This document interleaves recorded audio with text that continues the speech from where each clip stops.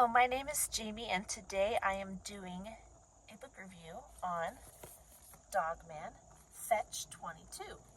The title reminds me of the phrase Catch 22, which I'm assuming is what it's a play on words about. I think I saw a movie once called Catch 22, but I know it's a phrase. I don't know why it's famous, so forgive me. The story is about Dogman. I'm kidding. Once upon a time, there was a fairy. She had a TV show. And she was terrible to the kids on the TV show. So she ended up getting fired. And long story short, she recruited an army of tadpoles. I'm not going to tell you how. You have to read the book. But she has 22 tadpoles that think she is their mom, so they do whatever she wants them to do. And there's a reason why they're flying too. You just gotta read the book. It's all explained in there. And fetch is because Dogman needs to fetch the 22 tadpoles. Get it? So that's the very simple story in a nutshell. But there's lots of lessons taught by various characters. The first one is actually taught by Petey, which was surprising. He is learning, you guys. He is learning to not be evil. So Lil Petey was upset about something. He kept saying it's not fair because he couldn't have something that he wanted. Not like a possession, but more time with Dogman and ADHD.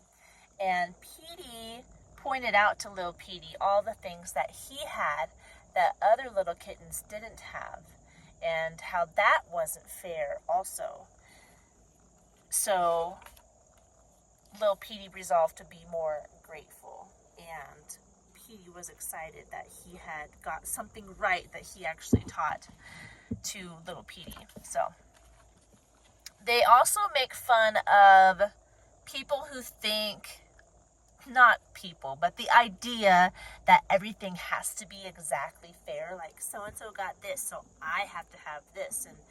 And it just shows the ridiculousness of trying to keep people on the same level of fairness, because this person will always have something that they are upset about that this person has. And when they get a level up, this person will be upset about something that the other person has.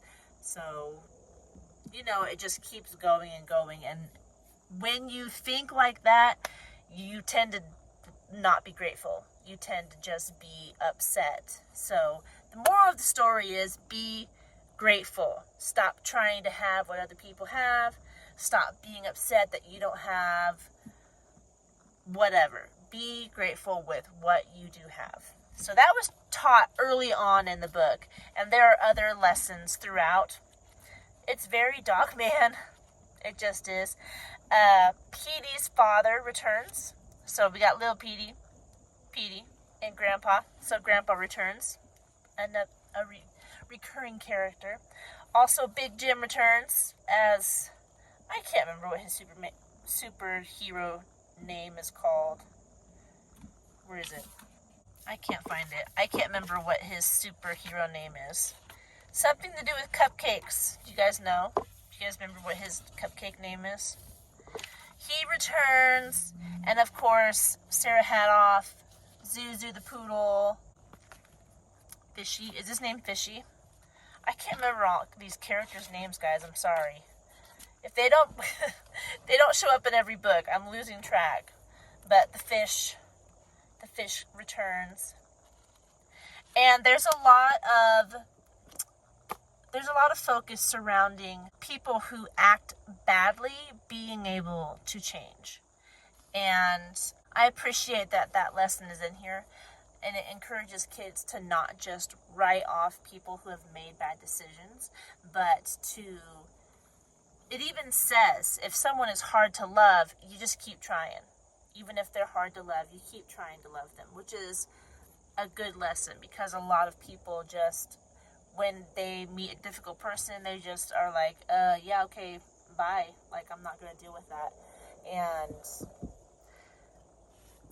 obviously you don't put yourself in harm's way, but there's a balance between giving someone what they need, loving them in a way that will teach them, and not letting them walk all over you. You know, that wasn't really covered in this because it's a kid's book, and the concept the concept Dave Pilkey was trying to get across was that you love people even if it's difficult to love them. But as an adult, you remember, or you call to mind instances where you have to know that there's a balance, that you do love people, but you also have to not let them walk all over you. It's actually not good for them and their character if you do let them walk all over you. They need to know that there are boundaries, and that while you're willing to help them and love them, you're not going to let them do things that are bad for themselves and other people. So that's something beyond what Dave Pilkey talked about in this book. There are notes in the back that talked about where he got the inspiration for some of his chapters, and I'm surprised it didn't say anything about the title of the book, Fetch 22. He talks about how he adapted a quote from the Bible. There's a rant that comes from a quote from Oscar Wilde, and then the final chapter is inspired by a poem by Lauren Isley. So I like that he pulls his ideas from classic literature, which is really cool. I had fun with this book simply because it was Dogman, but it wasn't my favorite. It just kind of scooted in there as another Dogman book and another wholesome one for kids to read and to catch these little lessons that are sprinkled throughout the fun story. At the back, as usual, there are how to draw. This is one of the funny characters, but it has how to draw characters in the back. The actual story itself was only 223 pages long, and I wanted to show you some of the panel work. And I really like the big, my favorite one. Let's see if I can find it. I like the big pictures that take up the whole page. This is my favorite one. Flippy returns, not Fishy, Flippy. His name is Flippy. And I just think it's funny, because the first thing you see is a shadow, and then way down here, he's got a little flashlight. It just made me giggle a little bit. This particular book was published in, let me find it, 2019. So there you go.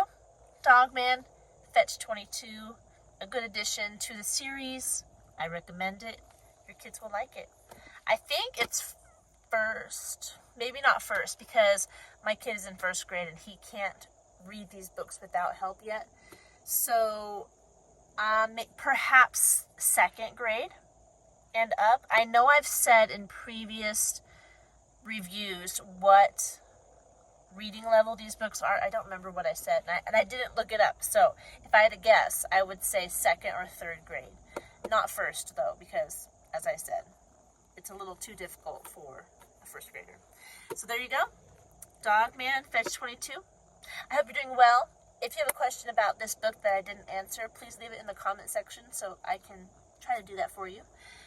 Don't forget to like and subscribe to this channel if you want to see more content like this, and I will see you in our next video.